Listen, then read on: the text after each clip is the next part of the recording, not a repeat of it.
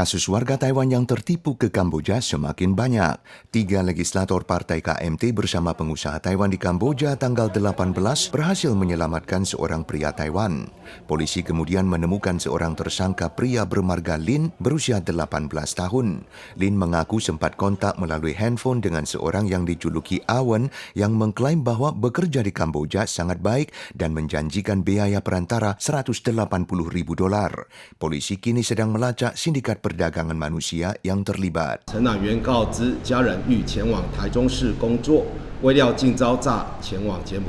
Pada saat yang sama, polisi Ilan menemukan seorang pria bermarga U yang berencana bekerja di luar negeri tapi hanya mengetahui dirinya tertipu setelah paspornya disita setibanya di Kamboja.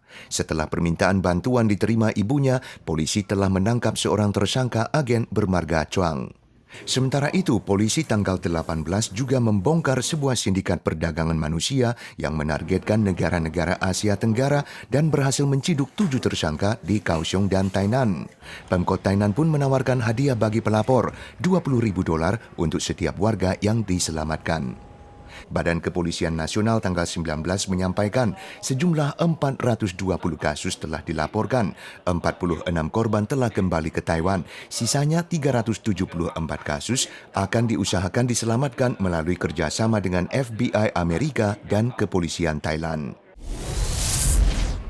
Waktu sudah akhir Agustus, tapi belum ada taifun yang memengaruhi Taiwan pada musim panas ini. Menurut CWB, tanggal paling lambat dalam 1 tahun, di mana peringatan taifun dikeluarkan adalah 30 Agustus, terjadi pada tahun 2010.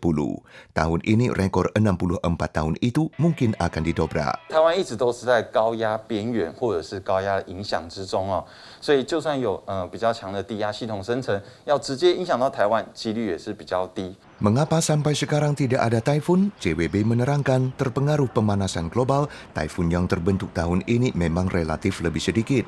Ditambah dengan dampak La Niña yang semakin memperkuat angin timur serta tekanan tinggi di Samudra Pasifik, palung monsun di mana taifun sering terbentuk juga menjadi lemah, sehingga taifun yang terbentuk pun berkurang. Institut Sains dan Teknologi Zhongshan Nasional mengadakan latihan penembakan rudal pada tanggal 18 malam. Rudal pertama diluncurkan di Sanxiantai di Taitung pukul 8.40, yang kedua ditembakkan di Jiopong di Pingtung. Sementara itu, rudal Tiangong Sam diturunkan ke medan tempur di Pangkalan AU di Hualien untuk mensimulasi pencegatan serangan udara dan rudal skala besar serta pengepungan dari Tentara Pembebasan Rakyat atau TPR Tiongkok. Untuk memperkuat kesiagaan, helikopter Cobra AH-1 tampak lepas landas dari Bandara Hengchun untuk melaksanakan latihan tembak dengan peluru asli. Menurut MND, tanggal 18 hingga pukul 17 sore, terpantau total 51 pesawat militer TPR, 25 darinya melewati garis tengah selat Taiwan dan memasuki ADIZ barat daya Taiwan, dan ada 6 kapal militer Tiongkok di perairan sekitar Taiwan. Eksposisi Pariwisata Taipei 2022 digelar di WTC Taipei dari tanggal 19 hingga 22 Agustus. Ramai dikunjungi warga yang datang untuk mencari paket perjalanan dan tiket pesawat murah. Seiring pelonggaran perbatasan di mancanegara, ada peningkatan dalam penjualan tiket pesawat, tapi terdampak inflasi global dan kenaikan harga bahan bakar, harga tiket pun meroket.